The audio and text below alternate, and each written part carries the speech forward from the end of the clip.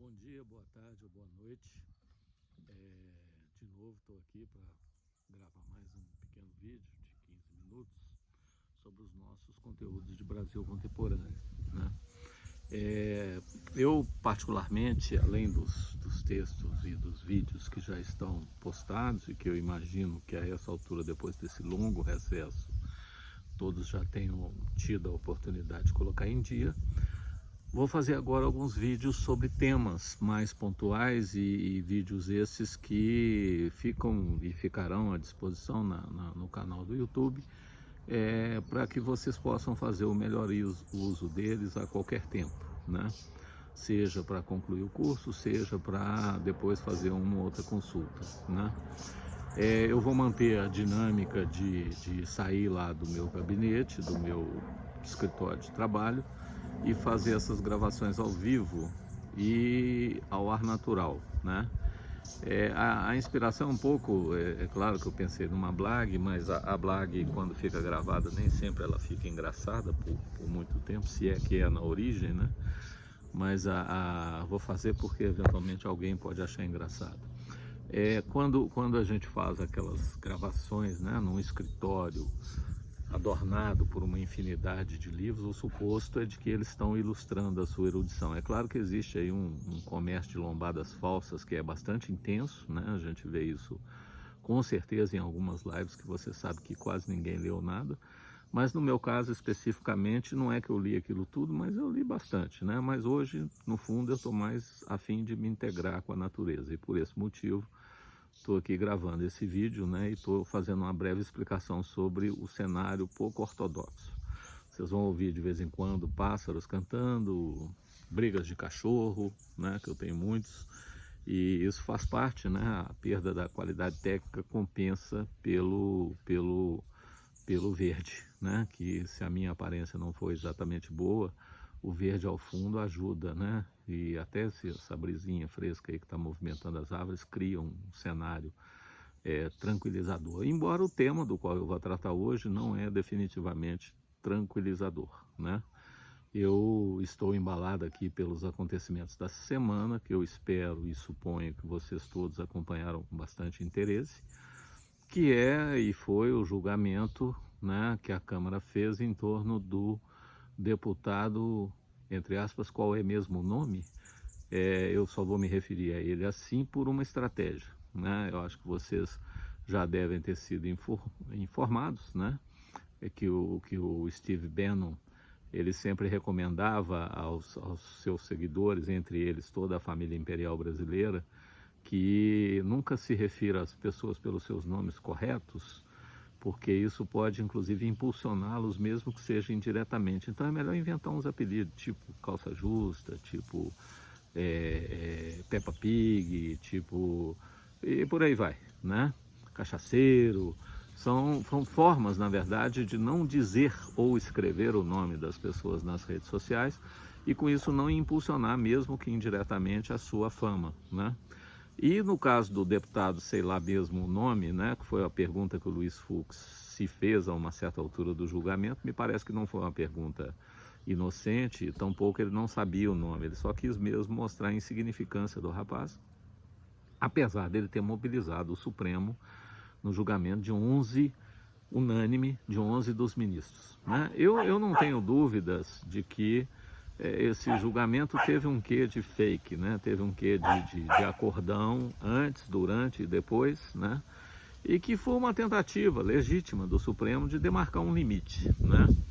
Eu penso que as ofensas pessoais, as insinuações sobre sexualidade e honestidade são mais importantes do que a própria apologia que o deputado, sabe-se lá qual é o nome, fez de crimes contra a democracia e crimes como, por exemplo, a evocação do AI-5, né?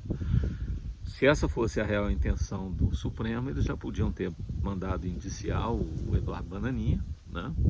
Já podiam ter, durante 28 anos de vida pública, tomado alguma atitude contra um deputado de baixíssimo clero que gastava quase toda a sua energia na tribuna para enaltecer torturadores e fazer a apologia da ditadura, né? Mas no fundo me parece que o Supremo quis demarcar um limite, né?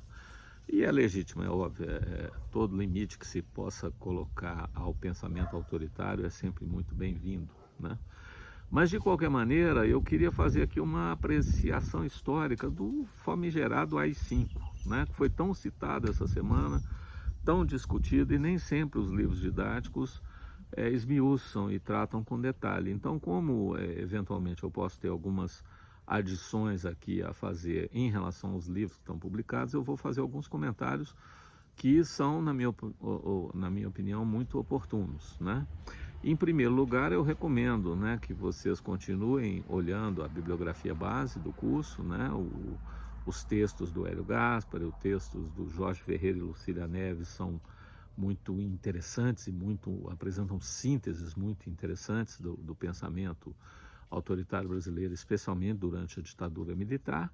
Mas eu queria aqui voltar um pouquinho ao ano de 68, né? Primeiro, inclusive, para dizer que para alguns pode ser uma grande lacuna, né? Por que se fala tanto no AI-5 e ninguém fala no AI-1, no AI-2, no AI-3 e no AI-4, ou seja, nos atos institucionais que precederam, né?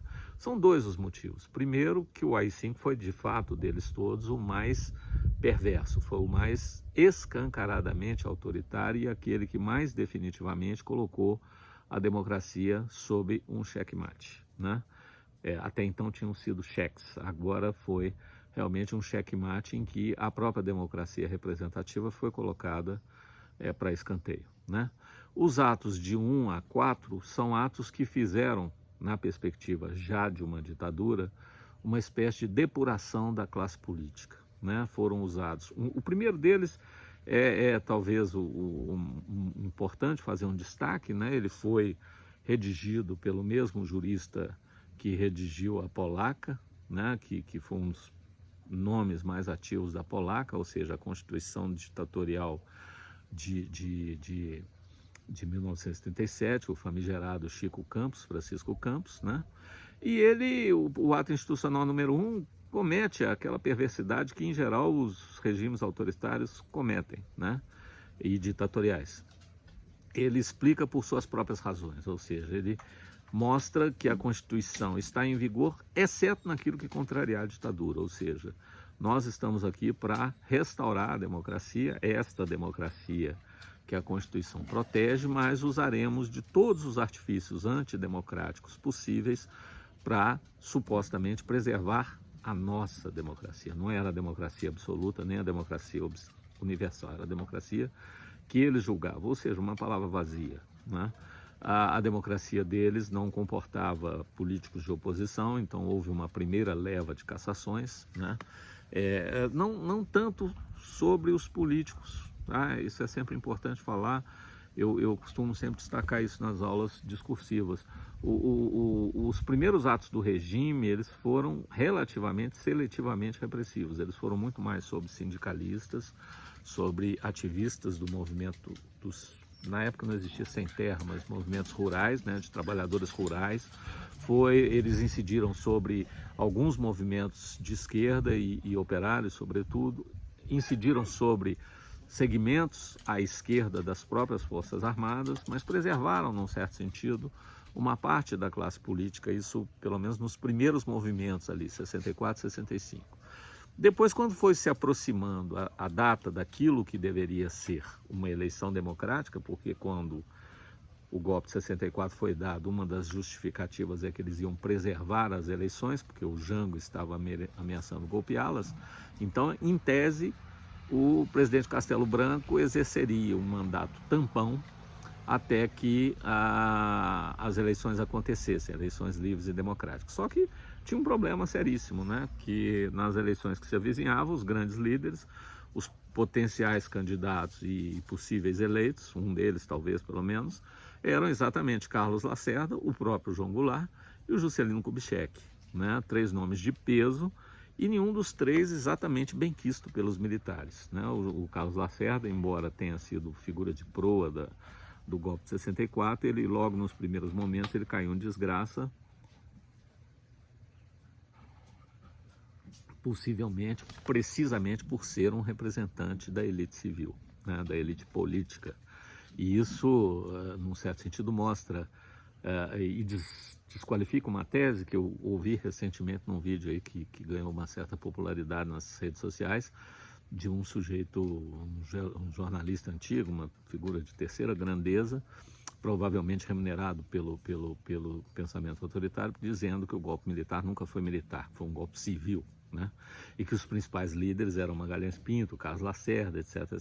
O que é um crasso engano, né? Os líderes houve sim uma articulação civil-militar, empresarial, financiamento inclusive, mas a liderança e a proa dos acontecimentos sempre estiveram presentes os militares. Os militares nunca abriram mão dessa expectativa e muitas vezes eles justificaram dizendo exatamente que o grande erro deles em 37, em 30, teria sido entregar o poder novamente aos civis, ou seja, nós fizemos, até na proclamação da República inclusive, nós fizemos intervenções restauradoras, intervenções por si só justificáveis e autolegitimadoras, para depois devolver o poder para uma elite civil corrupta, espúria, incompetente, e, portanto, dessa vez nós não vamos entregar. Vários deles relatam isso nos seus trabalhos de memórias, vários deles deixam bastante claro que a intenção desde o início era colocar a corporação militar no poder